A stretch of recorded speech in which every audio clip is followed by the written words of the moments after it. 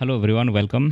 आज चलो ना एक नया वीडियो शुरू करते हैं जहाँ पे मैं चैप्टर नंबर 2 का एक वन शॉट वीडियो कराने वाला हूँ। हालांकि ये मेरा सेकंड वीडियो है। पहला जो वीडियो जो है वो मेरा चैप्टर नंबर 1 के ऊपर है और फिर अभी ये चैप्टर नंबर 2 का है। ये वीडियो तभी पढ़ना जब एग्ज़ाम के लिए आखिरी एक प्रिपरेशन करो, फिर तुम्हें एक देखना हो कि इसमें क्या-क्या सवाल या फिर क्या-क्या कॉन्सेप्ट्स है। मैं इसमें कॉन्सेप्ट वाइज़ सब चीज़ें मतलब इन शॉर्ट पढ़ा रहा हूँ, है ना? ज़्यादा कुछ इसमें क्वेश्चन आंसर्स किया हुआ नहीं है, बल्कि इस चैप्टर में जो भी डिटेल एक्सप्लेनेशन कर सकता हूँ मैं, एक वन शॉट में वही किया है मैंने यहाँ पे। अगर इस चैनल में आप नए हो तो प्लीज़ मतलब सब्सक्राइब कर देना मेरा चैनल को, इससे मुझे मोटिवेशन मिलता है काम करने के लिए ज़्यादा, है ना? और फिर मतलब प्लीज़ अपने दोस्तों को या फिर जो भी देख रहे हो तो फिर प्लीज़ बता दिया करो कि मतलब हाँ, कोई है, सर ऐसा पढ़ा रहा है ना? तो मैं आगे भी सेवा के और भी जो मैथ्स और साइंस मैथ्स है, फिर साइंस है, फिर एडवांस मैथ्स है, उसका भी मैं लाने की कोशिश कर रहा हूँ। तो धीरे-धीरे देखो धीरे-धीरे मैं सब लाता रहूँगा, तो रेगुलर अपडेट्स मिलते रहेंगे। तो प्लीज़ सब्सक्राइब कर दीजिएगा और फिर हो सके तो बाकियों को भी बोल दीजिएगा। चलो शुरू करते हैं अभी हमारा चैप्टर नंबर 2। चलो, चलिए शुरू करते हैं अभी। चलो इस चैप्टर में हम क्या-क्या पढ़ेंगे? वैसे हम पढ़ेंगे यहाँ पे एसिड के बारे में, कि एसिड क्या होता है? हम पढ़ेंगे बेस के बारे में और फिर उसके बाद हम पढ़ेंगे सॉल्ट के बारे में। तो इस चैप्टर में ज़्यादातर जो होता है वो मैंने देखा है कि ज़्यादातर एसिड के बारे में है और सॉल्ट के बारे में। बेस के बारे में थोड़ा कम है लेकिन इतना नहीं है जितना एसिड के बारे में है और सॉल्ट के बारे में। चलिए शुरू करते हैं अभी एसिड से शुरू करते हैं आज। तो यहाँ पे पहले क्या लाइन लिखा गया है देखिए कि if a person is suffering from acidity he should be given A basic solution like baking soda. ठीक है, अब देखते हैं ये एक वार्म अप है कि मतलब इस चैप्टर में हमें क्या मिलने वाला है, कि मतलब एसिडिटी, किसी बंदे को एसिडिटी का प्रॉब्लम है और हमने उसको बेकिंग सोडा खिलाया है, और बेकिंग सोडा क्यों खिलाया है ये हम बाद में पता करेगा। लेकिन बस हाँ, याद रख लेना कि मतलब बेसिक सब्सटेंस कुछ देना पड़ेगा, है ना? बेसिक सब्सटेंस क्यों, ये हम पता करेंगे, क्योंकि एसिड जो है वो बेस को कैंसिल करता है। कैसे करता है बाद में देखेंगे। चलो, अब पहले तो हम एसिड के बारे में पढ़ते हैं कि ये एसिड है क्या, है ना? पहले एसिड क्या है वो देख लेते हैं कि acids are sour in taste and bases are bitter in taste. यानी कि अगर कोई एसिड अगर तुमको दिखा तो एक तो वो थोड़ा खट्टा होगा, टेंगी होगा, लाइक लेमन जूस, है ना? लेमन में भी एसिड ही होता है ना? और अगर बेस मिला तो वो क्या होगा? बिटर होगा। अब बिटर होने का रीज़न ये है कि बेस जो है वो थोड़ा मतलब कड़वापन देता है। और जैसे फॉर एग्जांपल देख लो शैम्पू, है ना? जब शैम्पू जब नहा रहे होते हैं, when you are taking bath, तो क्या होता है, जो शैम्पू जो है वो हेयर से तुम्हारे मुँह में घुसता है तो फिर कड़वापन एक महसूस होता है, you feel the bitter taste, है ना? The bitter taste is because of the base. ठीक है? हाँ, तो इन सबको टेस्ट करने के लिए एक पेपर आता है जिसका नाम है लिटमस पेपर। ठीक है? अब लिटमस पेपर का क्या काम है? मतलब लिटमस पेपर जो है तुम देखोगे तो वो बेसिकली 2 कलर में आता है। एक कलर तो तुम्हारा रेड आता है ना? और फिर एक और लिटमस जो आता है वो ब्लू में आता है ना? ऐसे ब्लू में आता है। तो अगर रेड लिटमस पेपर है तो ये बेस टेस्ट करने के लिए है। कौन-सा टेस्ट करने के लिए है रेड लिटमस? रेड लिटमस जो है वो बेस टेस्ट करने के लिए है। और ब्लू जो लिटमस जो होता है वो आपका एसिड टेस्ट करने के लिए है। अब कैसे टेस्ट करोगे? जैसे मान के चलो कि अगर तुम्हें बेस में, अगर तुम रेड लिटमस में अगर तूने बेस डाला तो वो क्या करेगा, ब्लू से रेड से वो क्या हो जाएगा, ब्लू हो जाएगा। ठीक है, वो रेड से ब्लू हो जाएगा। और फिर अगर इसी ब्लू लिटमस में अगर मैंने एसिड डाला, है ना, अगर मैंने इसी रेड लिटमस में अगर रेड जो है वो क्या हो जाएगा, ब्लू जो है सॉरी, वो क्या हो जाएगा, रेड हो जाएगा। ठीक है, तो मैं बचपन में मतलब मैं कैसे याद करता था इसको, ये बहुत आसान है। बचपन में मैं कैसे याद करता था कि मैं सोचता था कि एसिड जो है वो बहुत डेंजरस होता है ना? एसिड जो होता है वो क्या होता है, बहुत ही डेंजरस, है ना? एसिड है तो यानी कि वो डेंजरस होगा, और जब डेंजरस है तो इसका मतलब क्या है, वो रेड है। ठीक है? तो मैं क्या सोचता था कि अगर एसिड डालो किसी ब्लू में और अगर ब्लू रेड हो जाए यानी कि खतरा का साइन है, यानी कि वो एसिड ही होगा, है ना? तो मैं इस तरह से मैं इसको आइडेंटिफ़ाई करता था। और उसी का जो उल्टा जो होता था वो क्या होता था, मेरा बेस के केस में, जैसे कि अगर ब्लू रेड जो है वो ब्लू हो जाए, है ना? और याद रखना जो लिटमस जो पेपर होता है ना वो ब्लू से रेड, रेड से ब्लू चेंज होते रह सकता है, इंटरचेंजेबल है। कि मतलब कल को मान लो मैंने इसमें एसिड डाल दिया, वो क्या हो गया, रेड हो गया, फिर कल को रेड में बेस डाल दिया तो क्या हो गया, वो हो गया ब्लू। ठीक है? तो हमारा लिटमस पेपर जो है वही काम करता है टेस्ट करने के लिए। हालाँकि अभी अगर मार्केट में देखोगे तो रेड लिटमस वो थोड़ा पुराना हो गया, अभी नया-नया बहुत सारा लिटमस पेपर आता है, जो कि अलग-अलग रंग का भी होता है, जनरली येलो का होता है, वो स्ट्रेंथ वगैरह भी बता देते हैं, हम आगे चल के पढ़ेंगे इसके बारे में, ठीक है? चलो, अब लिटमस की तरह एक और सॉल्यूशन नाम आता है जिसका नाम है litmus solution.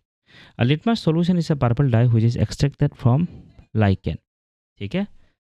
Litmus solution is purple dye which is extracted from lichen, ठीक है। अभी लाइकेन जो क्या होता है, ये किसी एक पौधे से है ना, किसी एक पौधा होता है, प्लांट किंगडम का ही होता है, तो वहाँ से उसको एक्सट्रैक्ट किया जाता है। उसका कलर क्या है? पर्पल कलर, ठीक है। तो लिटमस जो है वो पर्पल कलर का होता है और उससे एसिड बेस वगैरह टेस्ट किया जा सकता है, ठीक है। उसके अलावा और क्या है देखो, उसके अलावा हमारे पास कुछ और पौधे हैं, जैसे प्लांट्स वगैरह होता है, जैसे कि रेड कैबेज हो गया है ना, टर्मरिक कलर हो गया है ना, इसके बाद हाइड्रेंजिया, पेट्यूनिया, ये सब हो गया, ठीक है। वो सब भी क्या करता है, indicates the presence of acid और बेस इन ए सॉल्यूशन, ठीक है। और ये सब देखो, ये नेचुरल प्रोडक्ट है, तो ये नेचुरल इंडिकेटर्स बोलेंगे इसको। क्या इंडिकेटर्स? नेचुरल इंडिकेटर्स, क्योंकि ये सब नेचर से एक्सट्रैक्टेड किया गया चीज़ है, ठीक है। हम्म।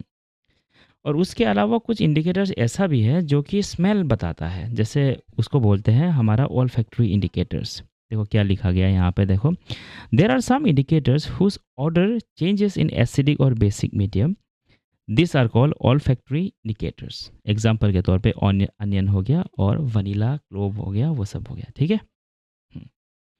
इसके बाद एक और इंडिकेटर होता है जिसका नाम है यूनिवर्सल इंडिकेटर, है ना, जो क्या करता है, which not only tells us if it is acid और बेस बट ऑल्सो स्ट्रेंथ। हाँ, ये वही जो मैं येलो स्ट्रिप के बारे में बात कर रहा था, वो क्या करता है, वो स्ट्रेंथ ही नहीं बताता, उसमें ऐसे लेवल होता है, ठीक है। तो जैसे तुम उसमें डालोगे तो वो लेवल चढ़ता है, जितना लेवल में हो तुम्हें पता लगेगा, हाँ इसका इसका लेवल इतना है, मतलब एसिड का भी लेवल होता है, हम देखेंगे आगे पीएच स्केल जिसका नाम होता है, ठीक है। तो ये ऑल फैक्ट्री इंडिकेटर्स हो गया। तो अभी तक हमने क्या क्या पढ़ा, एक तो पढ़ा हमने नेचुरल इंडिकेटर्स, है ना, नेचुरल इंडिकेटर्स। फिर इसके बाद एक पढ़ा हमने ऑल फैक्ट्री इंडिकेटर, एक पढ़े लिया हमने यूनिवर्सल इंडिकेटर, ठीक है। नेक्स्ट देखते हैं क्या है। हाँ, तो हमारा यहाँ पे जो इंडिकेटर्स है उसमें दो इंडिकेटर और है जिसका नाम है फिनोप्थेलिन और फिर मिथाइल ऑरेंज। ये आपका नेचुरल नहीं है, ये सिंथेटिक इंडिकेटर्स है। क्या इंडिकेटर है? ये सिंथेटिक इंडिकेटर, ठीक है। लिटमस पेपर ये सब क्या है, ये सब नेचुरल इंडिकेटर्स ही होता है। रेड कैबेज, अनियन, ये सब रेड कैबेज क्या होता है यहाँ पे, ये है नेचुरल इंडिकेटर। अनियन वगैरह जो है ऑल फैक्ट्री। हाँ, अनियन, वनीला, ये सब भी एक्चुअली नेचुरल इंडिकेटर्स ही होता है, लेकिन ये कलर नहीं दिखाता। क्या करता है ये स्मेल से पता करता है, ठीक है। सिंथेटिक में ये दोनों है, फिनोप्थेलिन सॉल्यूशन है और मिथाइल ऑरेंज है, ठीक है।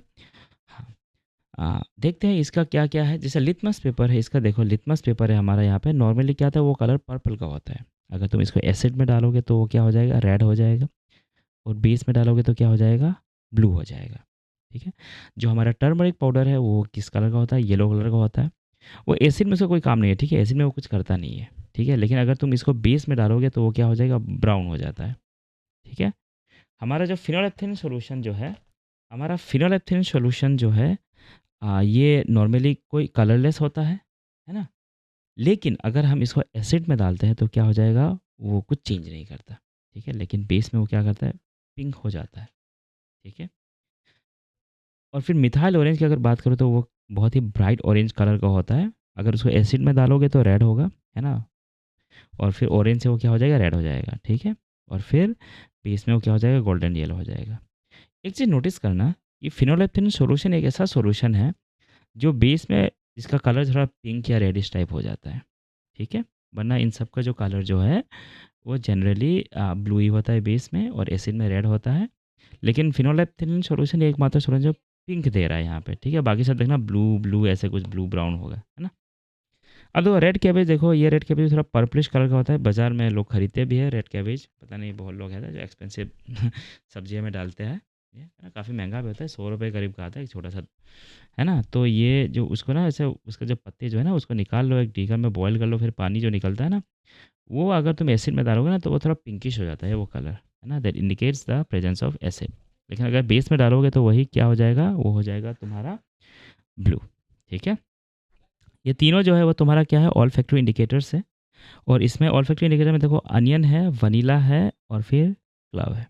अब देखो वनीला क्या करते हैं ना, सॉरी अनियन का क्या करते हो ना, अनियन को काट के तुम लोग इसको ना एक बड़ा सा बैग में भर देते हो, ठीक है। बैग में अनियन का स्ट्रिप्स होते हैं और फिर कपड़ा का एक कुछ स्ट्रिप्स होता है।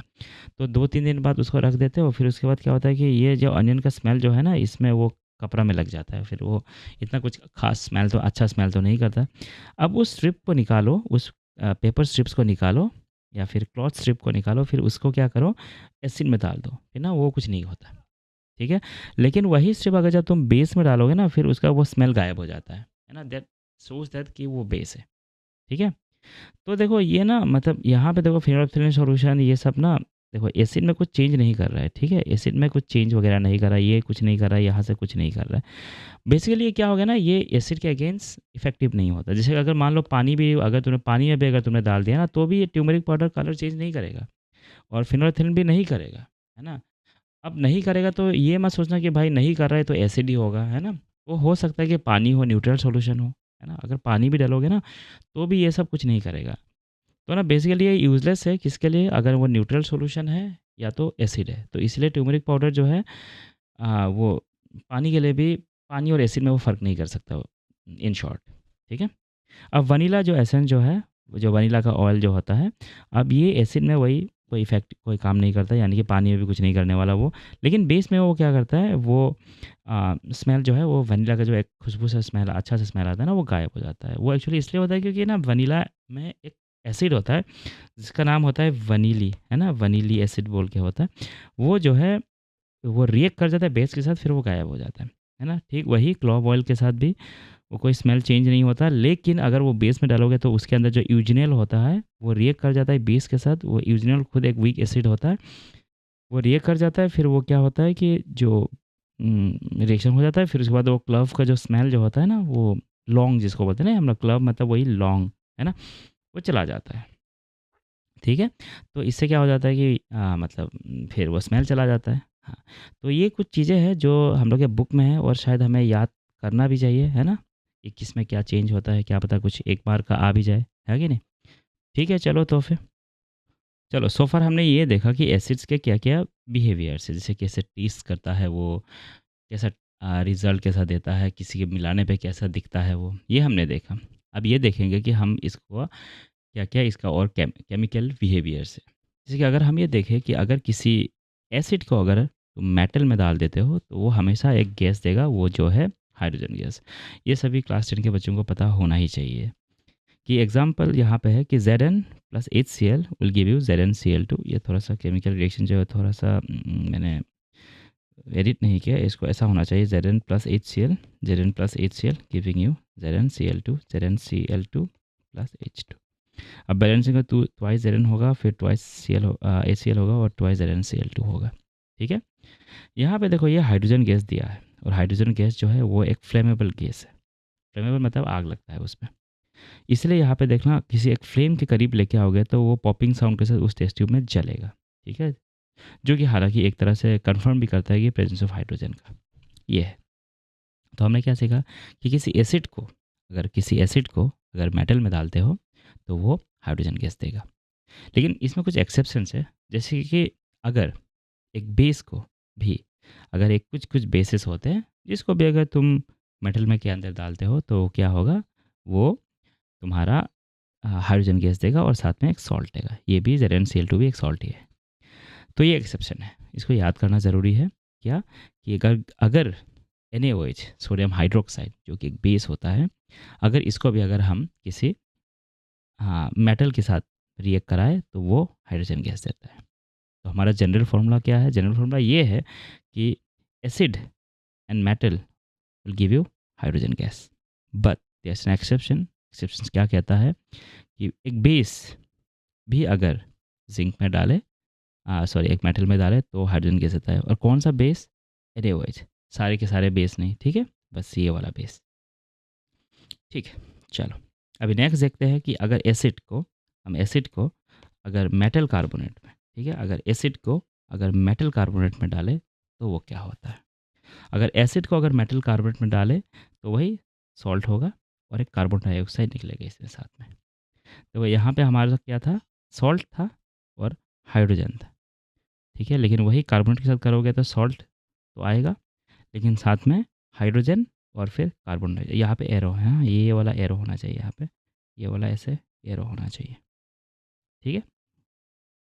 तो ये रिएक्शन होगा। तो हमने क्या सीखा कि अगर कोई एसिड को अगर मेटल कार्बन या फिर मेटल हाइड्रोकार्बोनेट में अगर डाले तो वो क्या होता है, सॉल्ट, कार्बन डाइऑक्साइड और वाटर। ये हर जगह वैलिड है। देखो यहाँ पे सोडियम कार्बोनेट की जगह पे मैंने क्या किया, कैल्शियम कार्बोनेट लिया, कैल्शियम कार्बोनेट में वही क्या किया, एसिड मैंने डाला, तो वही सॉल्ट, कार्बन डाइऑक्साइड और वाटर, ठीक है। अब ये जो CO2 जो है, इसकी वजह से एक चीज़ देखने को मिलता है, वो है इफरवेसेंस। इफरवेसेंस बेसिकली क्या होता है, झाग होता है, ठीक है। तो ये झाग देता है किसी सॉल्यूशन में, जो झाग होता है, जो बबल्स होते हैं, है ना, वो कार्बन डाइऑक्साइड की वजह से होगा। और सेकेंडली, क्योंकि ये कार्बन डाइऑक्साइड है, ये फायर को एक्सटिंग्विश करने में भी काम आता है, क्योंकि जैसे ही कार्बन डाइऑक्साइड उसमें जाएगा, कार्बन डाइऑक्सीजन निकल जाएगा बाहर, और वो क्या हो जाएगा, जो जल रहा था, क्योंकि ऑक्सीजन की वजह से ऑब्वियसली जल रहा था, जो कि अभी कार्बन डाइऑक्साइड के प्रेजेंस में वो क्या होगा, जलना बंद हो जाएगा। तो ये एक्सटिंग्विशिंग का भी काम करता है, ठीक है। Hence it extinguishes a burning candle, ठीक है। चलो अब नेक्स्ट देखते हैं, इसमें से कुछ हट के अगर मैं कुछ पॉइंट्स बताऊं तुम्हें, तो ये है कि जो यहाँ से कार्बन डाइऑक्साइड निकला है ना, इसी के बारे में कुछ कुछ प्रॉपर्टीज से देख लेना, कि जो हमने याद है चैप्टर नंबर 1 में कैल्शियम हाइड्रोक्साइड के बारे में पढ़ा था, यानी कि मेटल हाइड्रोक्साइड। अगर उसी मेटल हाइड्रोक्साइड की एग्जांपल है कैल्शियम हाइड्रोक्साइड, और उसमें अगर हम कार्बन डाइऑक्साइड दें तो वापस से हमें कैल्शियम कार्बोनेट मिल सकता है। ये बेसिकली एक चेन की तरह है, मैं तुम्हें दिखा देता हूँ फिर से वो कैसे होगा। कि पहले तो कैल्शियम ऑक्साइड लाओगे तुम, जो कि हमने चैप्टर नंबर 1 में पढ़ा था, कि वो उसका नाम क्या है, क्विक लाइम है। अब क्विक लाइम में तुम क्या करते हो, पानी डालते हो, है ना। क्विक लाइम में तुम पानी डालते हो तो क्या बन जाता है, कैल्शियम हाइड्रोक्साइड बन जाता है, CaOH2, ठीक है। अब CaOH2 को जब कार्बन डाइऑक्साइड में एक्सपोज करते हो, है ना, तो वो बन जाता है कैल्शियम कार्बोनेट। अब कैल्शियम कार्बोनेट को तुम गर्म करते हो या फिर एसिड के साथ रिएक्ट कराते हो, तो वापस से तो सॉरी, एसिड के साथ नहीं, कैल्शियम कार्बोनेट को जब तुम गर्म करते हो तो हीट करते हो, तो क्या बनता है, कैल्शियम ऑक्साइड बनता है, ठीक है। चलो, तो ये एक सर्कल है, कैल्शियम ऑक्साइड से कैल्शियम हाइड्रोक्साइड, कैल्शियम हाइड्रोक्साइड से कैल्शियम कार्बोनेट, और कैल्शियम कार्बोनेट से कैल्शियम ऑक्साइड वापस से। कैल्शियम ऑक्साइड से कैल्शियम कार्बोनेट कैसे, पानी मिलाओ, कैल्शियम हाइड्रोक्साइड बनेगा। कैल्शियम हाइड्रोक्साइड को कार्बन डाइऑक्साइड दो, कैल्शियम कार्बोनेट बनेगा। कैल्शियम कार्बोनेट को गर्म करो तो कैल्शियम ऑक्साइड बनेगा, ठीक है। तो देखो यहाँ पे हमने क्या किया कि उसी कैल्शियम हाइड्रोक्साइड को जब हमने कार्बन डाइऑक्साइड रिएक्ट कराया तो हमें कैल्शियम कार्बोनेट मिला, ठीक है। लेकिन इसका एक खास बात ये है कि जब हमने यहाँ पे CO2 जो है, जितना रिएक्शन में चाहिए उतना ही दिया है हमने। लेकिन अगर तुम इसी रिएक्शन को एक्सेस CO2 में के साथ करोगे, यानी कि एक्सेस CO2 अगर दोगे, तो द रिएक्शन जो है कैल्शियम कार्बोनेट पे नहीं रुकता, बल्कि वो क्या बन जाता है, कैल्शियम हाइड्रोकार्बोनेट बन जाता है। और इंटरेस्टिंग सी बात यह है कि कैल्शियम कार्बोनेट जो है not soluble in water, but CH3 is soluble, यानी कि ये पानी में मिल जाता है। तो इससे क्या होता है पता है, मैं बताता हूँ। एक टेस्ट ट्यूब लो और फिर उसमें कैल्शियम हाइड्रोक्साइड लो, है ना, कैल्शियम हाइड्रोक्साइड लो, इसमें तुम CO2 बहुत सारा डाल दो, तो स्टार्टिंग में ये वाइटिश वाइटिश बनेगा, और बाद में वो सॉल्यूशन जो है क्लियर हो जाएगा। क्लियर क्यों होगा, क्योंकि वो धीरे धीरे कैल्शियम हाइड्रोकार्बोनेट बनेगा, और कैल्शियम हाइड्रोकार्बोनेट बनते ही वो क्या होगा, वो डिसअपियर हो जाएगा। सॉल्यूशन जो है वो मतलब बहुत क्लियर हो जाएगा। CaCO3 जो है वो प्रिसिपिटेट बनेगा, तो इसीलिए वो नॉन सोलुबल बनेगा। लेकिन कैल्शियम हाइड्रोकार्बोनेट वो क्या हो जाएगा, सोलुबल हो जाएगा, ठीक। अभी तक हमने क्या क्या देखा, अभी तक हमने देखा कि कैसे एसिड को हमने पहले मेटल में मिलाया, ठीक है। फिर उसका कुछ एक्सेप्शन हमने देखा कि एसिड ही नहीं बल्कि बेस को भी अगर मेटल में डालते हो तो मेटल में डालते हो तो हमें वैसा कुछ हाइड्रोजन देखने को मिलता है। फिर हमने एसिड को क्या किया, मेटल कार्बोनेट में डाला, है ना, मेटल कार्बोनेट में डाला, जैसे कार्बन डाइऑक्साइड निकला, और इससे हमने कुछ और प्रॉपर्टीज़ पढ़ा कि कार्बन डाइऑक्साइड को ऐसे एक्सेस में डालो या फिर कम में डालो तो फिर किस तरह से रिएक्शन पे वो इफेक्ट करता है। अभी देखेंगे कि एसिड को जब हम बेस में ही मिला दें तो वो क्या होगा। जब एसिड को ही अगर बेस में मिला दोगे तो वो एक दूसरे को कैंसिल कर देगा, इसलिए उसको बोलते हैं न्यूट्रलाइजेशन रिएक्शन। अब न्यूट्रलाइजेशन रिएक्शन क्या है कि किसी चीज़ को न्यूट्रलाइज़ कर देना। तो क्या करता है, क्योंकि अगर देखा जाए तो एसिड और बेस दोनों ही डेंजरस होता है अगर बहुत स्ट्रॉन्ग एसिड या फिर स्ट्रॉन्ग बेस रहा तो। तो जब बेस और एसिड साथ में मिलके अगर रिएक्ट कर दो तो वो एक दूसरे को क्या करता है, कैंसिल कर देता है, एक दूसरे को कैंसिल कर देता है, जिसकी वजह से क्या मिलता है, salt and water. The effects of base and acid can be nullified by each other. एक एग्जांपल देख लेते हैं, सोडियम हाइड्रोक्साइड और HCl। ठीक है, तो ये जो है बेस है और ये तुम्हारा एसिड है, जिससे बना सॉल्ट प्लस वाटर। अब सवाल आता है कि क्या हमेशा एक एसिड और बेस के रिएक्शन में पानी ही निकलेगा? सॉल्ट तो निकलेगा, लेकिन क्या हमेशा पानी निकलता है? ये ज़्यादातर केस में निकलता है, लेकिन हर वक्त नहीं, ठीक है, there are exceptions to it. ठीक है, और ये जो केमिस्ट्री जो है ना, इसमें एक्सेप्शंस बहुत होते हैं, तो इस बात का ध्यान रखना कि अगर कुछ हो रहा है तो वो हमेशा नहीं होता है। ठीक है, और ऐसा भी नहीं है कि ये कोई स्ट्रिक्ट लॉ है, ये बस नेचर है, तो फिर नेचर में बहुत कुछ होता रहता है जो हमें खुद भी नहीं पता होता। तो हमें नेचर से कुछ चीज़ों को ओबे करना पड़ता है यहाँ पे। ठीक है, कुछ रूल्स हमने डेफिनेटली बनाया है, लेकिन नेचर की चीज़ें हैं, वो हर एक चीज़ को फॉलो नहीं करता है। ठीक है, तो हमें यहाँ पे एक्सेप्शंस भी देखना पड़ता है।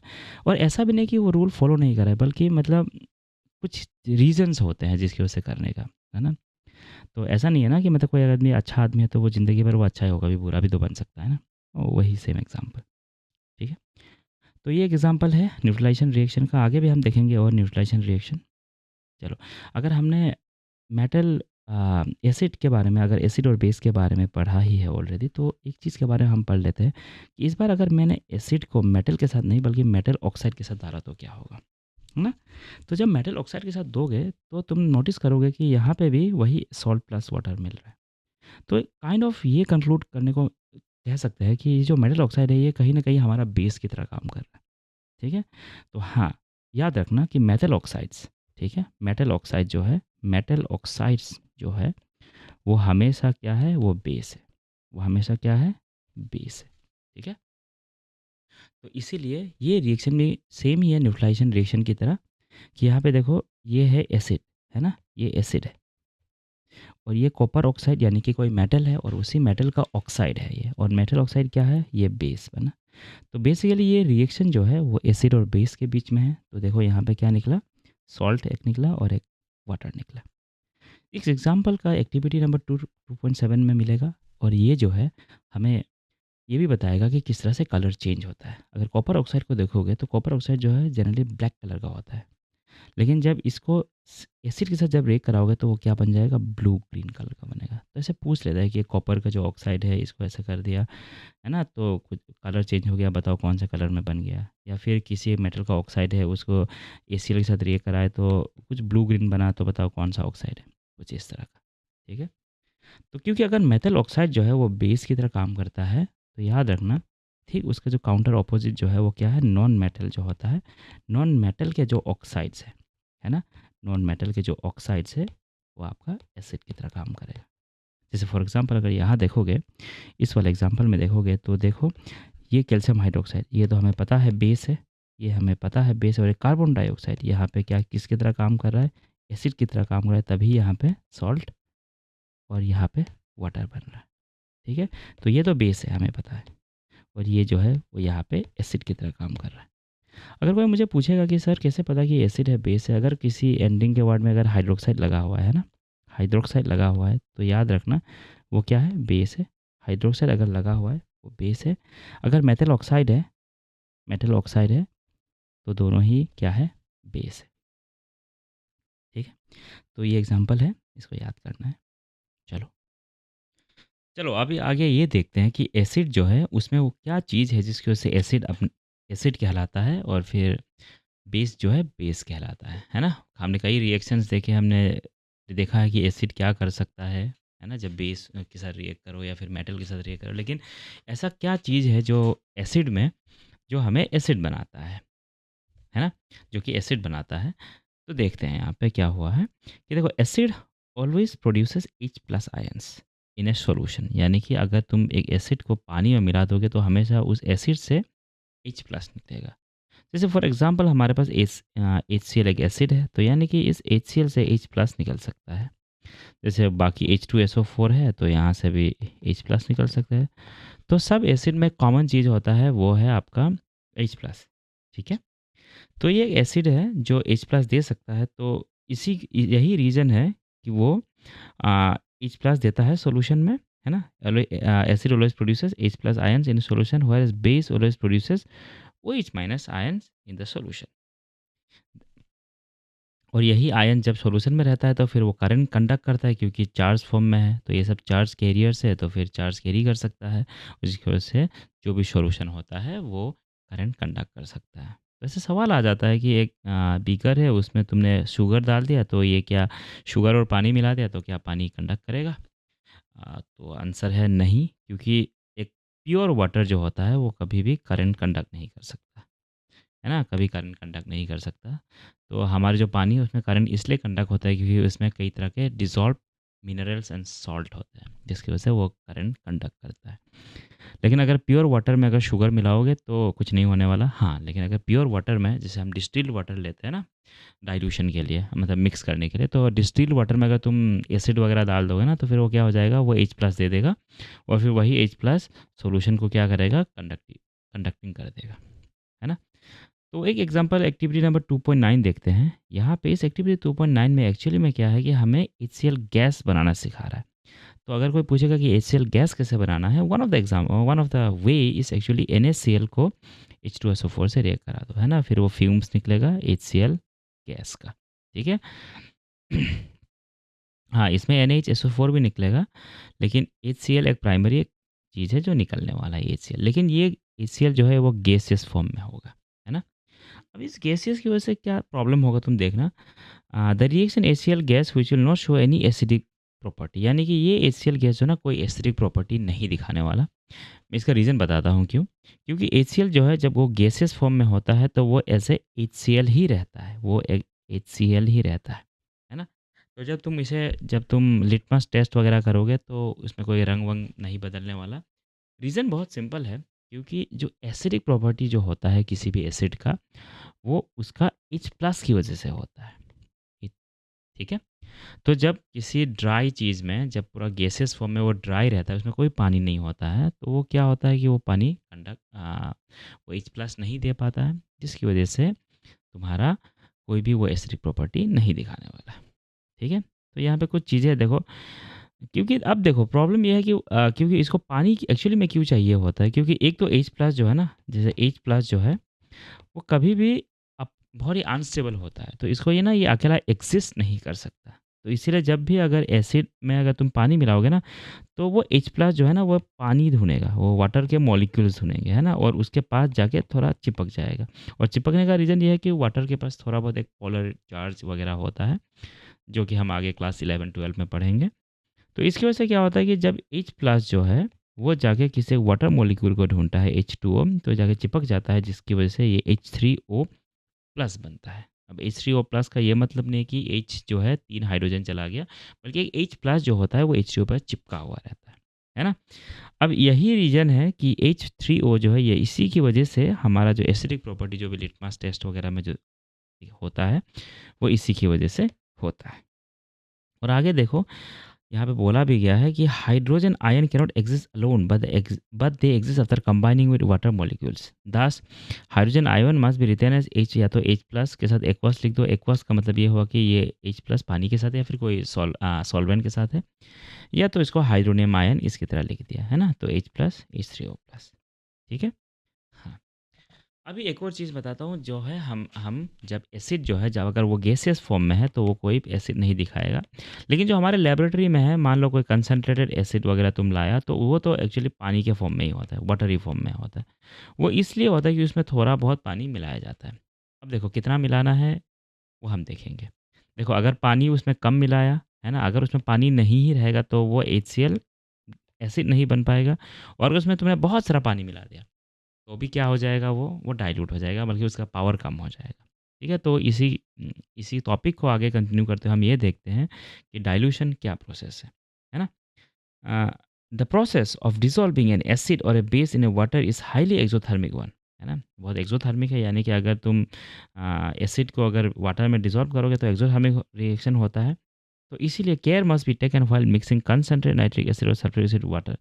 यानी कि जब भी तुम्हें पानी अगर मिक्स करना है अगर एसिड में, तो हमेशा ये बात का ध्यान रखना कि तुम एसिड में, है ना, एसिड के अंदर पानी मत डाल देना, है ना, बल्कि उस पानी में, वाटर में थोड़ा-थोड़ा करके तुम क्या करना, एसिड डालना, जिसकी वजह से क्या होगा, इतना हीट रिलीज़ नहीं कर पाएगा। If water is added to the concentrated acid, the heat generated may cause the mixture to splash out and causes burns, है ना? वही द ग्लास कंटेनर में also break due to excess local heating, ठीक है?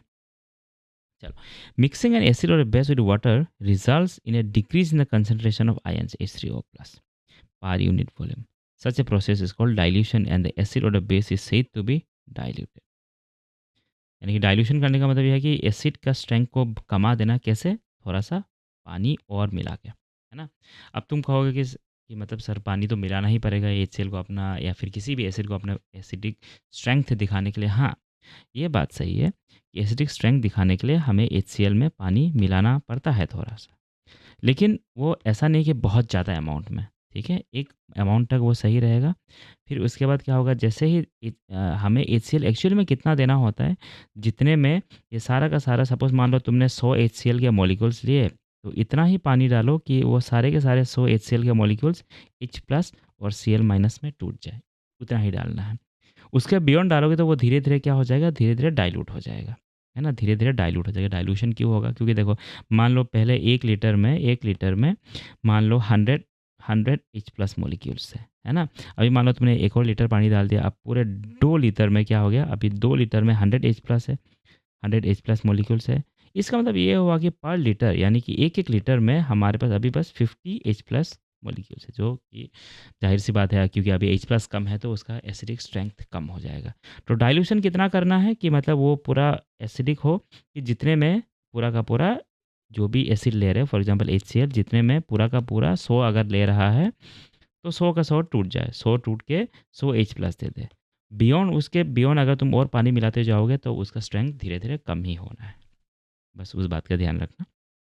हाँ, अब देखो एक और चीज़ जो हमें देखना है यहाँ पे, मोस्ट ऑफ द बेसिस, यानी कि ज़्यादातर बेसिस जो है वो एक्चुअली पानी में सॉल्युबल होता ही नहीं है ना? But few of them are soluble, acid की बात नहीं कर रहा हूँ, ठीक है? बेस का बात कर रहा हूँ, है ना? Few of them are soluble and they are called alkali, ठीक है? तो एल्कली कौन सा होता है, जो बेसिस जो पानी में घुल सकता है ना, जैसे कि Al, एल्यूमिनियम हाइड्रोक्साइड, है ना? ये पानी में सॉल्युबल है ही नहीं, यानी कि ये बेस तो है लेकिन ये क्या है, एल्कली नहीं है। लेकिन अगर तुम देखोगे सोडियम हाइड्रोक्साइड, है ना? सोडियम हाइड्रोक्साइड, है ना? सोडियम हाइड्रोक्साइड जो है वो पानी में घुलता है, तो यानी कि वो बेस है और एल्कली भी है। तो जनरली ग्रुप 1 एलिमेंट्स फॉर्म, है ना, जो पीरियड, हमारा जो पीरियड टेबल, जैसे फॉर एग्जांपल अगर देखो ये पीरियड टेबल है ना, तो इस पीरियड टेबल में जो ग्रुप 1 है ना, जैसे हाइड्रोजन, लिथियम, सॉरी, जैसे देखो यहाँ पे hydrogen, lithium, sodium, potassium, rubidium, है ना, ये सब जो है ग्रुप 1 के एलिमेंट्स है। ग्रुप 2 में क्या है, बेरिलियम, मैग्नीशियम, कैल्शियम, है ना?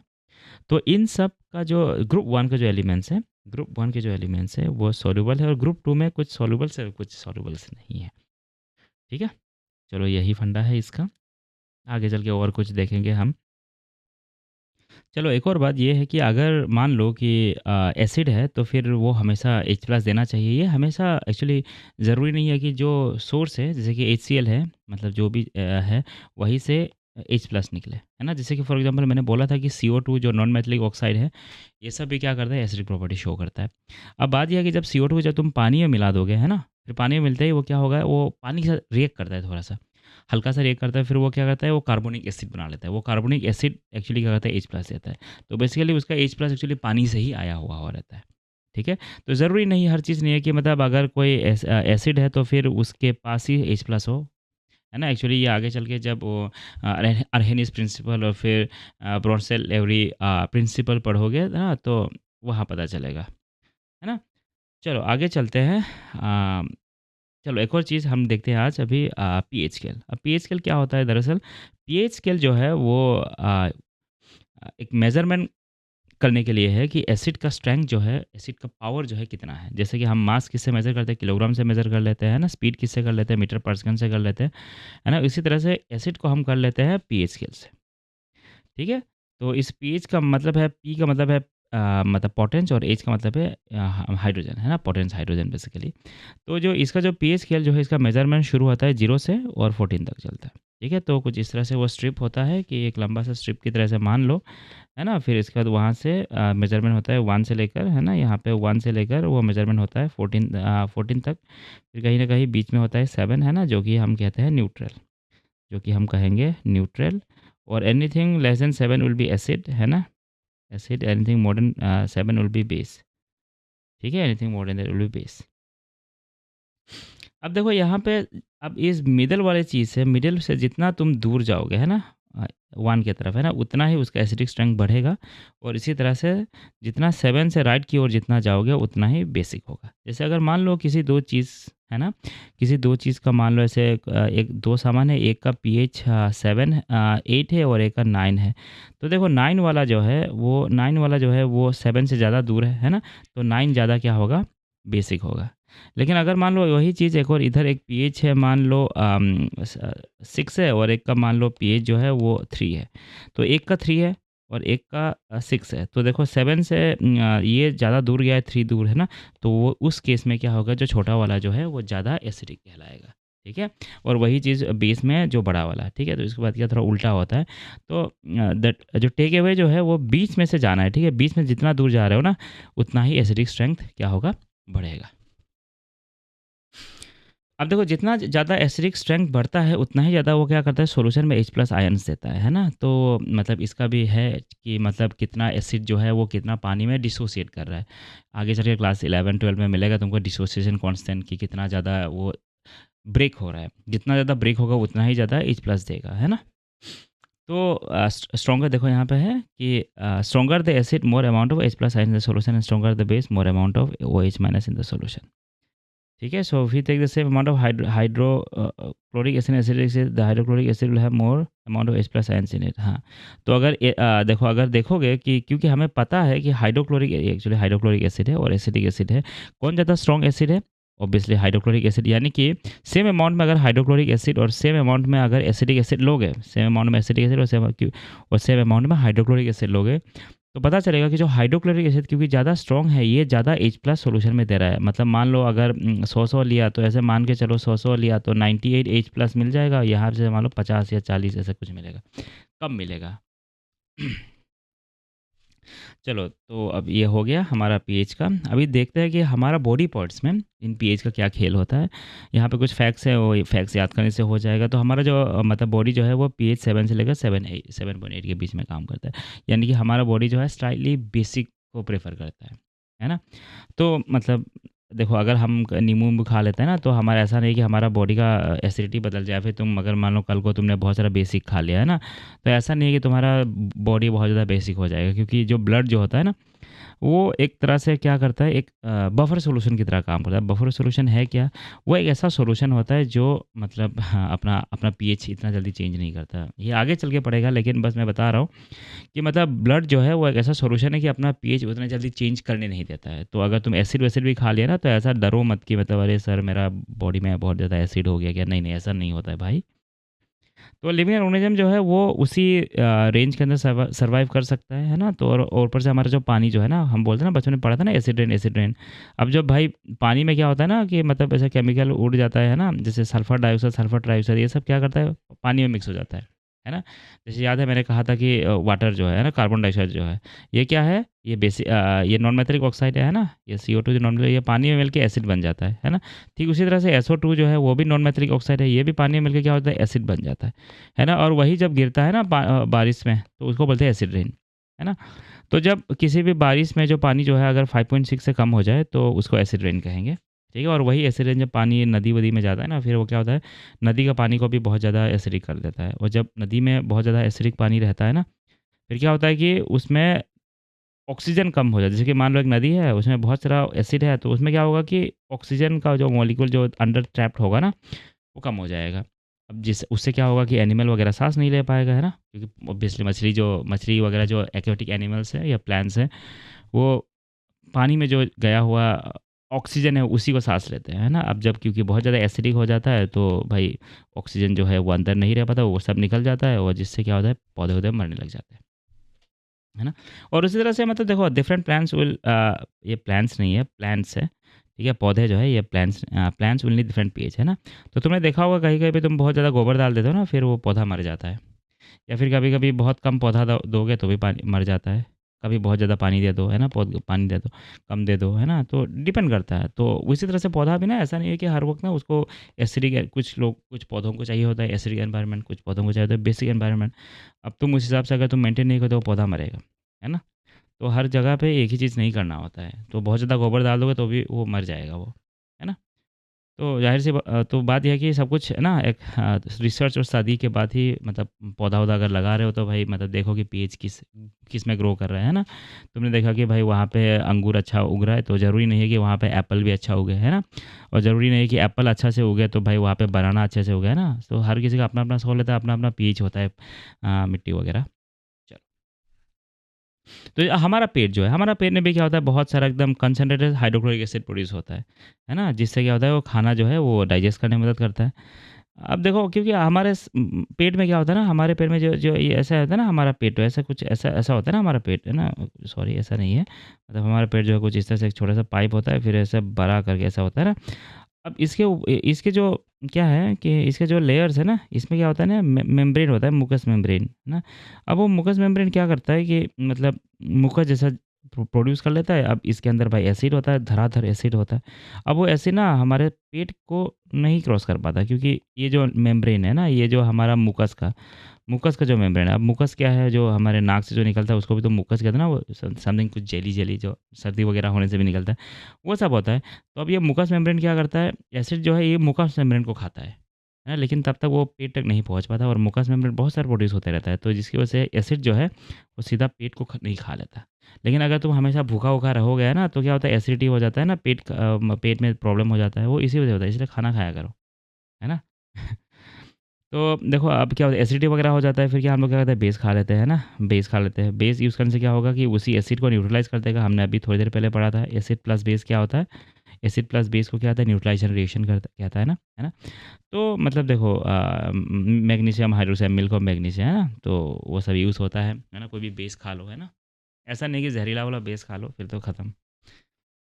चलो तो यही है हमारा बॉडी पार्ट्स का कि मतलब स्टोमक में भी एसिड होता है ना? कौन सा एसिड होता है? हाइड्रोक्लोरिक एसिड होता है। बस ये याद रख लो। चलो, और एक और बात, जो दाँत जो खराब होता है बचपन में ना, मेरे तो बहुत खराब होते थे भाई, है ना? तो दाँत खराब क्या होते थे, दाँत जो खराब होता था ना तो वो एक्चुअली क्या होता है ना, खाना खाने के बाद ना पीएच कम हो जाता है दाँत का। दाँत का नहीं, मुँह का। क्योंकि शुगर-वुगर फिर वो ब्रेक डाउन होने लग जाता है ना, तो एसिड डेवलप होने लगता है। बैक्टीरिया भी वहाँ रहता है ना? तो वो एसिड ज़्यादा क्या हो जाता है क्योंकि हमारा बेसिकली क्या होता है कि हमारा जो खाना-वाना जो है ना वो स्टार्ची और मतलब वो होता है, थोड़ा-सा शुगर ही होता है। शुगर जो है वो हमारा बैक्टीरिया खा के वो एसिड बना देता है, धीरे-धीरे ऑक्सीडेशन वगैरह होके, है ना? तो इसकी वजह से दाँत का जो पीएच जो है वो कम होने लगता है। जब दाँत का पीएच बहुत ज़्यादा कम हो जाता है, पीएच लोअर देन 5.5, फिर क्या हो जाता है ना, फिर bacteria in the mouth breaks down देखो मतलब फिर क्या होता है ना, वो दाँत को धीरे-धीरे खाने लगता है। तो हमारा दाँत में क्या होता है ना, बेसिकली हमारे दाँत में देखो ऐसा करके हमने पढ़ा होगा अपना दाँत का, है ना? तो दाँत के जो ऊपर वाला लेयर है उसको हम लोग क्या बोलते हैं, इनेमल बोल देते हैं कि नहीं? इनेमल बोल देते हैं। और जो अंदर वगैरह रूट्स वगैरह होता है, तो क्या होता है ना, जब वो जो एसिड जो है ना इसमें गिरता है ना तो ये इनेमल घिस जाता है। घिसते-घिसते क्या होता है वो ख़राब होता है, फिर वो सेंसिटिव वगैरह का प्रॉब्लम होता है। तो इसलिए मतलब हमेशा ब्रश करते रहोगे, टूथपेस्ट वगैरह यूज़ करता रहो। टूथपेस्ट में क्या होता है ना, टूथपेस्ट बेस होता है, फिर ना वो खाने मुँह में जो एसिड होता है ना, मतलब वो ठीक कर देता है, मतलब वो न्यूट्रलाइज़ कर देता है। और वही बी स्टिंग जो है ना, जैसे बी ने तुम्हें काट लिया, बड़ा दर्द होता है ना, वो भी क्या होता है कि वो इसमें एसिड होता है ना, इसीलिए देखो हनी वगैरह लगाता है, चूना-वूना लगाता है। बचपन में तो मतलब मेरी मम्मी तो बहुत चूना लगाती थी मुझे, जहाँ पे अगर मधुमक्खी काट लेता था। तो stinging hair of nettle leaves है ना, इसमें भी क्या होता है कि वही मतलब एसिड होता है। कौन सा एसिड होता है? मिथानोइक एसिड होता है ना? मिथानोइक एसिड होता है। अब भाई मतलब ये अगर तुम किसी ने दार्जिलिंग-वार्जिलिंग या फिर गैंगटॉक वगैरह घूमा है ना, तो वहाँ पे बहुत होता है ये, है ना? Nettle leaves. तो नेटल लिप्स जो है वो मतलब उसको छू लोगे ना तो उसके अंदर जो बहुत उस पत्तों में क्या होता है, छोटे-छोटे क्या होता है, काँटे होते हैं ना, जो मिथानोइक एसिड उसमें अगर छू दोगे तो भाई मिथानोइक एसिड तुम्हारी स्किन में घुसेगा, फिर जलने लगेगा। अब देखो कुछ नेचुरल सोर्सेज़ ऑफ एसिड है ना? वो पढ़ लेते हैं, है ना? जैसे विनेगर है, वो एसिटिक एसिड है ना? नेचुरल सोर्स विनेगर है ना? वो क्या देगा? Acid acid. ऑरेंज क्या देगा भाई? Citric acid. टैमरिंड क्या देगा? Tartaric acid. टोमेटो क्या देगा? ऑक्सैलिक, है ना?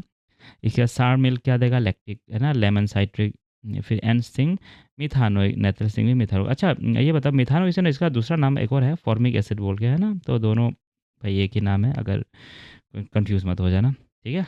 तो ये दोनों सब एक ही नाम है। ये सोर्सेस जो है कहाँ से क्या मिलता है ये याद कर लेना ना, ये ज़रूर, ये कोई ना कोई एग्ज़ाम में शायद 1 मार्क का शायद आ सकता है अगर एमसीक्यू वगैरह में, ठीक है?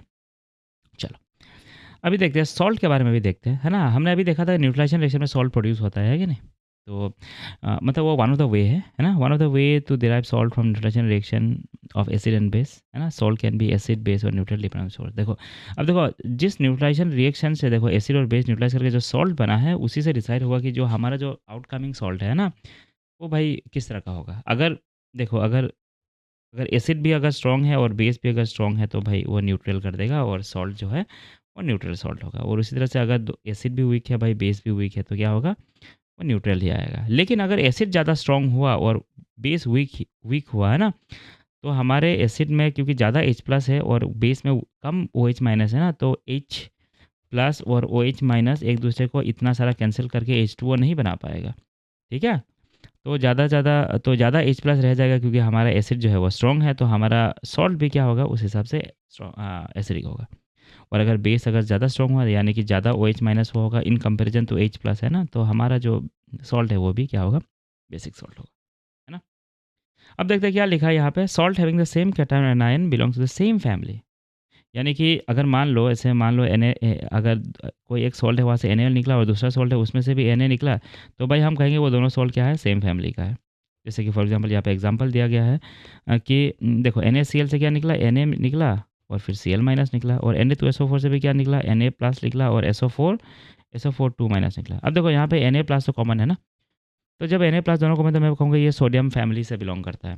और ज़रूरी नहीं है कि ये कैटायन यानी कि प्लस में ही हो सकता है कि भाई इसमें भी हो। जैसे फॉर एग्जांपल मान लो MgSO4 है ना, MgSO4 है ना, और NaSO4 है ना, Na2SO4 है ना, तो भाई इसमें भी देखो ये SO4 कॉमन है ना, तो हम कहेंगे ये सल्फेट ग्रुप का है ना, ऐसे कह देंगे, ठीक है?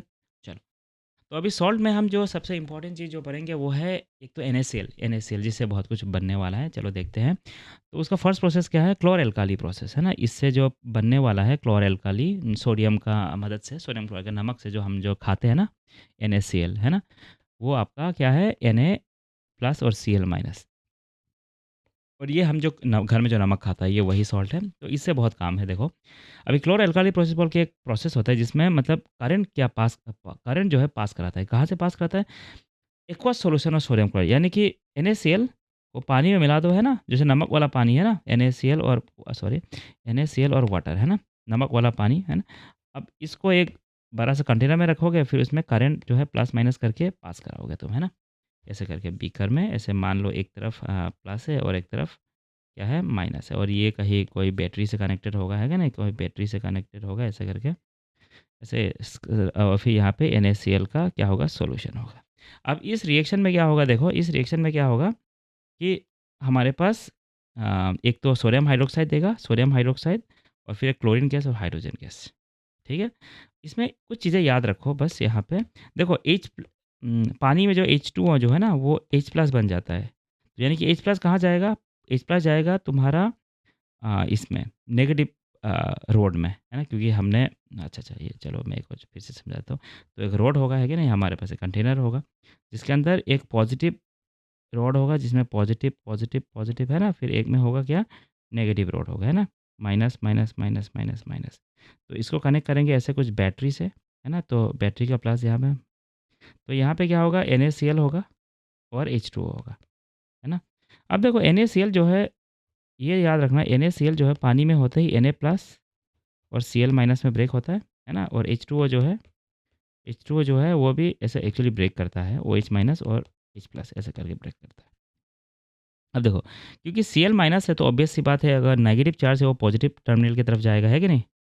और फिर जो H प्लस है वो पॉजिटिव नेगेटिव टर्मिनल के पास जाएगा, है ना? तो अब देखो, क्योंकि इसलिए क्या होगा? देखो, जो एनोड है ना?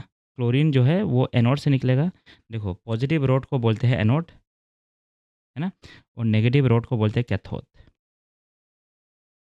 ठीक है? और पॉजिटिव चार्ज को बोलते हैं कैटायन, अब देखो इसका नाम इसलिए क्यों पड़ा, क्योंकि देखो अब ये नेगेटिव प्लेट में क्या होता है, इस नेगेटिव प्लेट में पॉजिटिव चार्ज आएगा। जहाँ पे कैटायन जा रहा है उसको कैथोड बोल देंगे, और जहाँ पे एनायन यानी कि जो नेगेटिव चार्ज जा रहा है वहाँ पे हम इसको एनोड बोल देंगे। तो इसलिए क्लोरीन जो नेगेटिव चार्ज है वो जाएगा एनोड में यानी कि पॉजिटिव टर्मिनल में, और हाइड्रोजन गैस जो हमारा H+ है वो कहाँ जाएगा, कैथोड में, तुम्हारा नेगेटिव टर्मिनल में। अब देखो जिससे 3 प्रोडक्ट बना है, ये तीनों ही खतरनाक है और बड़े-बड़े काम बहुत सारे काम में यूज़ होते हैं। जैसे कि Cl2 जो है वाटर ट्रीटमेंट में इस्तेमाल हो जाएगा, पीवीसी में, डिसइंफेक्टेंट में, पेस्टिसाइड में। H2 जो है वो फ्यूल में ऐसे फ्यूल इस्तेमाल करेंगे। मार्जरीन वो वनस्पति नहीं होता है जो घी जो होता है ना, घी की तरह है ना, वो होता है। फर्टिलाइज़र में यूज़ होगा। NaOH इज़ यूज़ इन डीग्रीजिंग, मतलब ग्रीस वगैरह निकालने के लिए साबुन में इस्तेमाल होगा, पेपर मेकिंग में, आर्टिफिशियल फाइबर्स में, ठीक है? इन सब में, इस फाइबर्स में एक्चुअली वो क्या होता है ना, ब्लीचिंग वगैरह का काम करता है NaOH। ठीक है, चलो आगे बढ़ते हैं। चलो अभी देखते हैं दूसरा सॉल्ट, ब्लीचिंग पाउडर। अब ब्लीचिंग पाउडर जो है इसका नाम है CaOCl2। इसका दूसरा नाम है कैल्शियम ऑक्सीक्लोराइड, है ना। इस प्रोड्यूस बाय रिएक्टिंग क्लोरीन। देखा हमने वो पहले वाले जो रिएक्शन जो क्लोरीन था ना, उस क्लोरीन को हमने क्या किया, CaOH, कैल्शियम हाइड्रोक्साइड रिएक्ट कराया और कैल्शियम ऑक्सीक्लोराइड बना, ठीक है, प्लस H2O बना, ठीक है। तो हमारा जो कैल्शियम ऑक्सीक्लोराइड है, इसी को ही एक्चुअली हम लोग ब्लीचिंग पाउडर बोलते हैं, लेकिन एक्चुअली ब्लीचिंग पाउडर जो है ना वो एक ही सॉल्ट नहीं होता, ठीक है, बहुत सारा मिक्सचर होता है CaOCl2 के साथ। ये मेजरली CaOCl2 होता है, लेकिन इसके साथ और भी बहुत कुछ होता है। तो ऐसा नहीं है कि CaOCl2, लेकिन हाँ बुक में मतलब चलो इसी को ही दिया गया है, तो ठीक है, चलो बुक में बोला गया है वैसे कि मतलब यही सॉल्ट नहीं होता, लेकिन चलो ठीक ठीक है, ब्लीचिंग पाउडर बोलोगे तो CaOCl2 होगा, ठीक है। इसको कैसे बनाया बस ये याद करो, Cl2, है ना, फिर कैल्शियम हाइड्रोक्साइड और फिर से पानी बना और फिर कैल्शियम ऑक्सीक्लोराइड बना। अब देखो ब्लीचिंग पाउडर जो वो मतलब तुम्हारा कहाँ ब्लीचिंग करने में काम आएगा, है ना, ब्लीचिंग करने में, है ना, टेक्सटाइल इंडस्ट्रीज़ फॉर ब्लीचिंग। देखो या वो पेपर वगैरह जो है ना, हमारा जो पेज वगैरह जो गोरा गोरा सफ़ेद सफ़ेद होता है क्योंकि उसको ब्लीच कर दिया जाता है ना। फिर उसके बाद कपड़ा उपड़ा को ब्लीच करने के लिए काम आएगा, है ना, ऐसे ऑक्सीडाइजिंग एजेंट भी काम आता है। और फिर वही पानी वगैरह को जर्म्स मारने के लिए ना, है ना, वो जो पीएचई का पानी जो बचपन में नहीं आता था पीने के लिए, उसमें क्लोरीन डला हुआ रहता है। एक्चुअली क्लोरीन नहीं, ब्लीचिंग पाउडर डला हुआ रहता है। चलो अब दूसरा क्या है, बेकिंग सोडा। बेकिंग सोडा देखो NaHCO3 हमने ये पहले भी पढ़ा हुआ है, ठीक है। इसका नाम है सोडियम बाइकार्बोनेट, ठीक है। अच्छा मैं एक चीज़ बताता हूँ, सोडियम बाइकार्बोनेट और सोडियम कार्बोनेट के बीच में एक डिफरेंस है। अगर तुम सोडियम बाइकार्बोनेट बोलोगे तो लगेगा कि सर बाई का अगर कार्बोनेट दो होना चाहिए, लेकिन बात वो नहीं है। NaHCO3 जो है इसी को ही बाइकार्बोनेट बोल दिया जाता है। अब ऐसा क्यों है मैं बताता हूँ, इसको ही बाइकार्बोनेट बोला जाता है। लेकिन NaCO3 जो है हाँ Na2CO3, हाँ Na2CO3 जो है इसको हम लोग क्या बोलते हैं, बस कार्बन बोल दिया जाता है। इसका रीज़न है, अगर तुम देखोगे तो यहाँ पे देखो एक सोडियम है, अगर तुम देखोगे यहाँ पे तो एक सोडियम है और फिर एक HCO3 है, यानी कि एक हाइड्रोजन, एक सोडियम के लिए एक HCO3, है ना। लेकिन अगर यहाँ पे देखोगे तो दो सोडियम के लिए एक ही कार्बोनेट है। यानी कि अगर 2 के लिए ज़ाहिर-सी बात है, अगर 2 के लिए 1 है तो यानी एक-एक सोडियम को एक-एक आधा-आधा मिला होगा, यानी कि एक-एक सोडियम को बेसिकली क्या मिला होगा, आधा मिला होगा। तो तुम देखो पहले वाले केस में, इस वाले केस के लिए देखो एक सोडियम के लिए एक हाइड्रोकार्बोनेट, है ना, लेकिन यहाँ पे एक सोडियम के लिए एक आधा हाइड्रोकार्बोनेट, यानी कि इस वाले को इस वाले से दुगना मिला है। देखो यहाँ पे आधा है लेकिन यहाँ पे एक है, यानी कि डबल ऑफ कोर्स, है ना। यानी कि एक को आधा केक मिला है, एक को फुल केक मिला है, यानी कि इसको कितना मिला है, ऑब्वियसली ये जो आधा केक है इसका यहाँ पे डबल है ना, 2 गुना, है ना।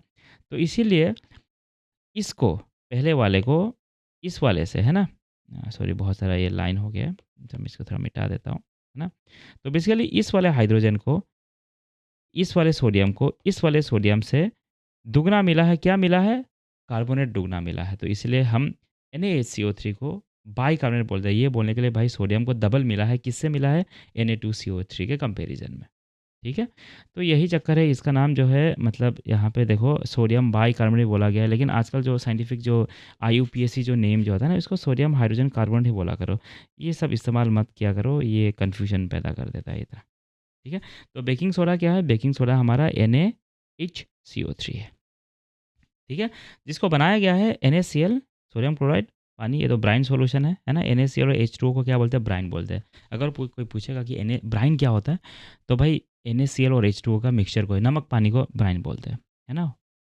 और इसको CO2 के साथ मिक्स करो, CO2 और एमोनिया, है ना। अब एमोनिया से ये करो तो एक तो एमोनियम क्लोराइड मिलेगा और फिर जो प्रोडक्ट होगा वो एक बेकिंग सोडा होगा, और ये भी एक बेसिक सॉल्ट है।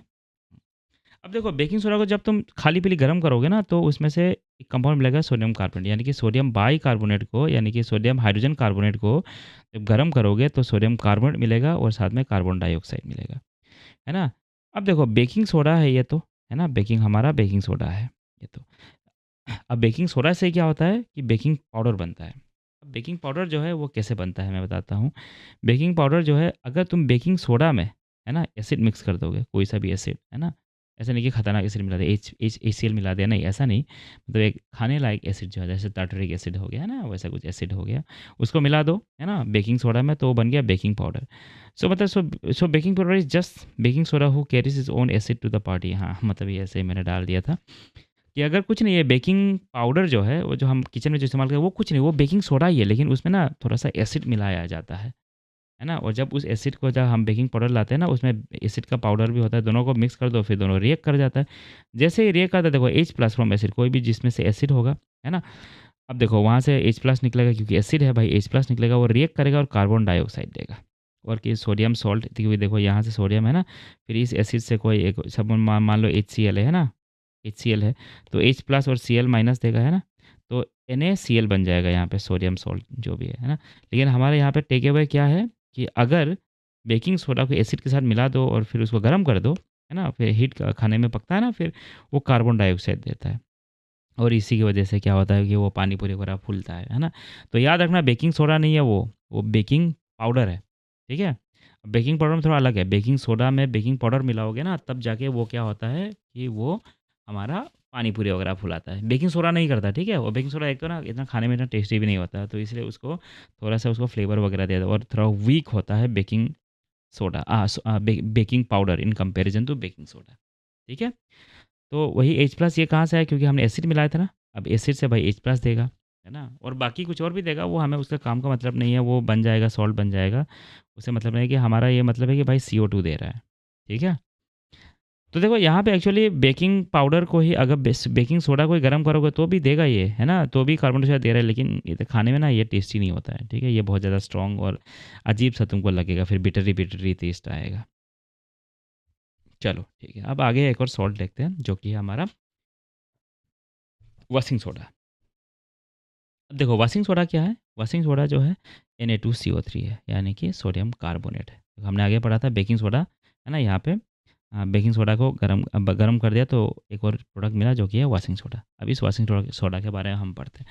अब वॉशिंग सोडा जो है देखना, इसमें 10H2O दिया हुआ है, यहाँ पे देखो 10H2O, इसके बारे में हम बाद में पढ़ेंगे। अब देखो यहाँ देखना यह कि सोडियम कार्बोनेट है ना, sodium carbonate can be obtain by heating baking soda to produce soda ash, है ना। तो Na2CO3 जो है वो उसको बोलते हैं सोडा ऐश, यानी कि गर्म किया ना तो सोडा का ऐश, ठीक है, ASH, है ना, ASH। फिर उसको क्या कहता है, रिक्रिस्टलाइजेशन कर दिया जाता है, यानी कि उसको क्या कहते हैं, हम थोड़ा सा पानी मिला देते हैं। अब जैसे पानी मिलाता है तो क्या होता है, सोडियम कार्बोनेट सोडा ऐश जो है, जो Na2CO3 जो पानी एब्जॉर्ब कर लेता है अपने साथ 10H2O, ठीक है। और उस इसी को ही हम लोग बोलते हैं, इसको हम लोग बोलते हैं वॉशिंग सोडा, इसको नहीं, ठीक है, Na2CO3 को नहीं, हाँ, Na2CO3 10H2O को बोलते हैं वॉशिंग सोडा। अब देखो recrystallization is simply when you add water and then let it dry thereby trapping some water in the salt. देखो अब पानी में क्या होता है ना कि जब उसको थोड़ा पानी डालोगे, फिर उसको गर्म मतलब वो सूखने दोगे ना, तो वो सॉल्ट क्या करेगा, अपने अंदर थोड़ा सा पानी एब्जॉर्ब वो कर लेगा, रख लेगा, है ना, वही रख लेगा, यानी कि कितना रख रहा है, देखो Na2CO3 डॉट 10H2O। इसका क्या मतलब है, Na2CO3 डॉट 10H2O मतलब क्या कि एक सॉल्ट, एक Na2CO3 10 वाटर मॉलिक्यूल को क्या करे, स्टोर करके रखे। यानी कि अगर तुम्हारे पास 2 वाटर Na2CO3 है तो उसके पास 20 वाटर मॉलिक्यूल होगा, और 10 अगर मान लो 5 Na2CO3 है तो फिर उसके पास 50 होना चाहिए, क्योंकि एक के पास 10-10 होता है, ठीक है। तो इसमें ध्यान रखना कि मतलब जो है Na2CO3 क्या, इसको बोलते हैं सोडा ऐश, ठीक है। सोडा ऐश को पानी डालोगे तब जाके बनेगा वॉशिंग सोडा, ठीक है। अब देखो इसमें ना मतलब जैसे पानी डालोगे ना तो कुछ केमिकल प्रॉपर्टीज़ में ना बदल जाता है, मैं वो बाद में समझाऊँगा वो। पहले देख लेते हैं कि सोडा ऐश का वॉशिंग सोडा का काम कहाँ क्या है? देखो use is used to in glass soap and paper industries है ना? Use in manufacturing of borax है ना? As cleaning agent for removing permanent hardness of water है ना? थोड़ा-सा टाइपिंग गलती है यहाँ पे एज़ क्लीनिंग एजेंट है ना? तो वो देख लेना। चलो अभी ये देखते हैं कि हमने जो अभी पढ़ा था कि वाट सॉल्ट में क्या होता है कि कभी-कभी पानी फँसता है तो अंदर रह जाता है, तो फिर उससे क्या होता है? उसको हम लोग क्या बोलते हैं? पहले तो हम देखते हैं कि उससे ये इसका नाम क्या है? Water of crystallisation. Water of crystallisation is the fixed number of water molecules present in one formula unit of salt. For example जैसे CuSO4 में 5H2 है ना? 5 water molecule attached to 1 copper sulphate है ना? कॉपर सल्फेट में एक होता है 5H2 Na2CO3 में 10H2 यानी कि 10 होता है ना? जैसे जिप्सम में होता है 2H2O है ना? कैल्शियम सल्फेट में। लेकिन कैल्शियम सल्फेट में प्लास्टर ऑफ पेरिस भी क्या होता है कैल्शियम सल्फेट ही है, लेकिन उसमें क्या होता है कि हाफ H2O होता है ना? Has half. The presence of water in this change the property of the compound. For example CuSO4 5H2O जब पानी होता है ना उसमें, है ना? When heated loses is blue colour यानी कि CuSO4 क्या होता है ब्लू कलर होता है ना? इसको गर्म कर दो फिर वो व्हाइट हो जाता है ना? But when moist then the blue colour reappears. इसका रीज़न क्या है? इसका रीज़न बहुत ही सिंपल है कि जब पानी उसमें फँसता है ना, ये सॉल्ट है, सॉल्ट में जब पानी जाता है ना तो वो क्या होता है आयनाइज़ हो जाता है। जैसे कॉपर सल्फेट है ना? कॉपर सल्फेट है। अब इसमें क्या होता है बहुत सारे कॉपर सल्फेट के ऐसे क्रिस्टल लैटिस स्ट्रक्चर्स होते हैं ऐसे करके। तो इसके बीच-बीच में क्या होता है कि ऐसे सॉल्ट वाटर फँस जाता है ना? और इससे क्या होता है कि Cu जो है ना वो प्लस आयनाइज़ हो जाता है क्योंकि हमें पता है कि सॉल्ट जो है पानी में डालोगे तो आयनाइज़ करता है। जैसे NaCl आयनाइज़ करके क्या हो जाता है NaCl आयनाइज़ करके Na प्लस और Cl माइनस में हो जाता है। तो उसी तरह से कॉपर सल्फेट भी क्या होता है आयनाइज़ कर जाता है। तो इसमें देखो ये याद रखना कि कॉपर सल्फेट में कितने वाटर ऑफ क्रिस्टलाइजेशन है 5 है ना? कितने हैं इसमें 5 है। Na2CO3 में कितने हैं 10 है, वॉशिंग सोडा में 10 है। इसके बाद प्लास्टर ऑफ पेरिस में कितना है हाफ है ना? जिप्सम में 2H2O। ठीक है? ये याद रखना एग्ज़ाम में आता है ये कि मतलब मैच करो बोल के ना कि वाटर ऑफ क्रिस्टलाइजेशन के साथ मतलब CuSO4 को मैच कर दो 5 के साथ है कि नहीं और फिर Na2CO मैच कर दो 10 के साथ। वैसा कुछ मैचिंग के लिए आता है। चलो देखते हैं प्लास्टर ऑफ पेरिस जो लास्ट में हमारा है ना, इसका है क्या नाम है इसका दूसरा नाम क्या है? कैल्शियम सल्फेट हेमीहाइड्रेट यानी कि हेमीहाइड्रेट, है ना? This is produce when gypsum है ना, जिप्सम इज़ हीटेड अराउंड 100 यानी कि जिप्सम में कितना होता है जिप्सम में कितना होता है? जिप्सम में बेसिकली क्या होता है? पानी होता है ना? जिप्सम में होता है पानी। जिप्सम क्या होता है? CaSO4 होता है और उसमें 2 पानी का मॉलिक्यूल होता है ना? अब उसको गर्म करो है ना? गर्म करते ही क्या बन जाएगा? गर्म करते ही हमारा इसमें से थोड़ा पानी चला जाएगा और CaSO4 हाफ H2O रह जाएगा। तो बहुत लोगों को ये कन्फ्यूजन होता है कि भाई ये हाफ H2O कहाँ से आया? देखो half H2O molecule means 2 CaSO4 molecule share 1 water molecule thereby each CaSO4 receiving half water molecule. ठीक है? बेसिक फंडा वही है कि 2 CaSO4 होगा, 1 हाफ होगा। तो यानी कि मैं कहूँगा कि भाई इसका भी आधा है, इसका भी आधा है, इसीलिए ये आधा यहाँ से आया। ठीक है? और इसके बाद पानी डाल दो फिर वो CaSO4 2H2O बन जाता है। अब इसका काम क्या है देखो जब तुम प्लास्टर ऑफ पेरिस को ना पानी से मिक्स कर दो ना तो it changes to gypsum once again giving a hard solid mass है ना? तो इसको प्लास्टर ऑफ पेरिस जो होता है इसको वो कर दो फिर वो 2H2O बन जाता है, ये हार्ड सॉलिड मास होता है। मतलब जिसके मतलब वो पैर वैर टूट जाने से ना कास्टिंग वगैरह के लिए जैसे लगा रहता है ना आदमी का हाथ-वाथ में है ना, वो बड़ा सख्त होता है वो, वही होता है ये, है ना? फिर इसके बाद फॉल्स सीलिंग वगैरह में डेकोरेटिव घर-वर का घर-वर में डेकोरेशन के लिए इस्तेमाल होता है जो वॉल वगैरह में, है ना? और प्लास्टर ऑफ पेरिस का नाम जो है ना बहुत लोगों को ये कन्फ्यूजन भी रहता है कि भाई प्लास्टर ऑफ पेरिस जो है वो मतलब क्या पेरिस में ही मिलता है। एक्चुअली पेरिस में क्या होता है ना बहुत हाई क्वालिटी का ये मतलब प्लास्टर ऑफ पेरिस मिलता था एक ज़माने में, है ना? तो अभी भी मिलता है, मतलब उस ज़माने में वो बहुत पॉपुलर हुआ था एक्चुअली पेरिस से वो बहुत पॉपुलर हुआ था, इसी वजह से उसका नाम प्लास्टर ऑफ पेरिस पड़ा हुआ है। ठीक है? तो शायद ये था ये चैप्टर पूरा, है ना? आई होप मतलब जो मैंने पढ़ाया है उससे तुम कुछ सीख पाए होंगे और मतलब देखो मतलब मैं सीख रहा हूँ ना मतलब ये सब जो वीडियोज़ बनाना और फिर अपलोड करना, फिर उसके बाद कैसे पढ़ाना है ना? तो जनरली मेरा क्लासरूम में इससे बहुत अलग होता है। अगर कोई मतलब मेरा क्लासरूम मतलब वो करना चाहते हो फिर मुझे मैसेज कर देना, क्लासरूम का डिटेल्स मैं बता दूँगा। तो मैं ये सब वीडियोज़ तो ऐसे ही डालते रहता हूँ और मैं शायद पूरा कोर्स का भी वीडियो डाल दूँगा। तो मैं सीख रहा हूँ तो इसमें अगर तुम्हें मेरा वॉइस या फिर मेरा स्पीड जो पढ़ाने का है ना थोड़ा अच्छा ना लगे तो प्लीज़ वो बताना मुझे। ये वन शॉट है बोल के मैं थोड़ा मतलब जल्दी-जल्दी पढ़ा रहा था, ठीक है? आगे तो फिर मैं अपने आप को और इम्प्रूव करता रहूँगा। अगर यहाँ तक देखा है तो फिर मैं क्या कहूँगा थैंक यू कहूँगा, है ना? थैंक यू कहूँगा, बहुत टाइम लगता है भाई ये रिकॉर्ड करने में, ये स्लाइड्स बनाने में, है ना? ठीक है, चलो तो फिर बाय बाय।